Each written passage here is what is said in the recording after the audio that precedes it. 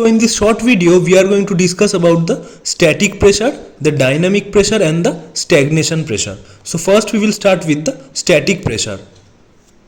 So static pressure is the actual thermodynamic pressure that the fluid exerts. So in thermodynamics, we have seen PVT relationships. That pressure is this static pressure.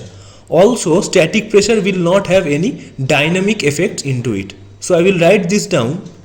So static pressure, it represents the actual thermodynamic pressure of the fluid. It does not take into account any dynamic effects. So now let's try to visualize this using this figure. So here consider the fluid is moving in this direction. Let the velocity at this point, let this be v. So v is the local velocity in this case.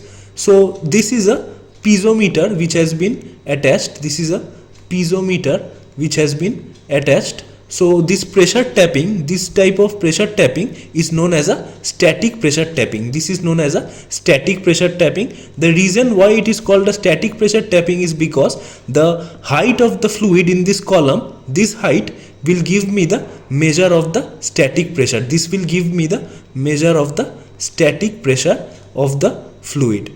So the another important thing is that this pressure tapping is simply a hole which is been drilled in this plane which is parallel to the flow direction. So this has been drilled in the parallel to the flow direction, and this is the static pressure tapping. So this is a piezometer, and the height of fluid in this column, this represents the static pressure. This will represent the static pressure.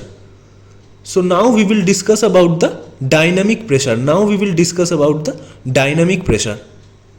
we will discuss this dynamic pressure. So when fluid is in motion and it is suddenly stopped, there is a rise in pressure. When a fluid is in motion and we suddenly obstruct it, there is a rise in pressure. That is dynamic pressure. The expression of dynamic pressure is rho v square by 2. This is the expression for the dynamic pressure. So let me write it down. So it represents the pressure rise when the fluid in motion is brought to a stop isentropically. So why I have written this isentropically over here? Because we neglect the loss of energy due to heating effects. So this is the expression for dynamic pressure, rho v square by 2, and for static pressure it is simply P. So let me also show this in this figure. So this difference in the liquid level in these two arms, that is in this piezometer and in this pitot tube, this is due to this dynamic pressure. This difference is due to the dynamic pressure. This difference is due to the dynamic pressure. I have written its expression above. So now one more important thing to be noticed here is that what is stagnation pressure. Stagnation pressure is simply the sum of the static pressure. It is simply the sum of the static pressure plus the dynamic pressure. It is simply the sum of the static pressure and the dynamic pressure. So I can write P stagnation. P stagnation is nothing but P static plus rho v square by 2. This is the expression for the stagnation pressure. I can represent it again in this diagram. So I explained earlier, this rise in this arm in the piezometer is due to the static pressure, and over here in this pitot tube, the difference between this and this is due to the dynamic pressure. Now for stagnation pressure, it is simply the rise of liquid in this pitot tube. This is due to the stagnation pressure. This is due to the stagnation pressure. The rise of liquid in this pitot tube is due to this height is due to the stagnation pressure. So this is due to the static pressure, this difference is due to the dynamic pressure, and this entire rise is due to the stagnation pressure. So using this we can calculate the local velocity v. How? I will show it right now.